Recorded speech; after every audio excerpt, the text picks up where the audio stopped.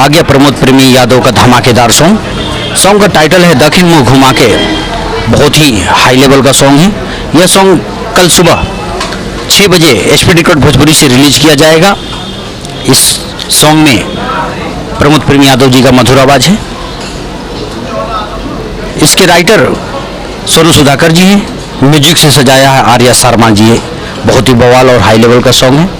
कृपया आप लोग देखना ना भूलें। कल सुबह 6 बजे स्पीड रिकॉर्ड भोजपुरी पर जाइए। गाने को ढेर सारा दुलार प्यार दीजिए ताकि यह गाना ट्रेंडिंग लिस्ट में ट्रेंड कर जाए। साथ ही अगर आप हमारे चैनल पर नए हैं तो चैनल को सब्सक्राइब करें, वीडियो को शेयर करें, ढेर सारा प्यार दुलार हमें भी दीजिए।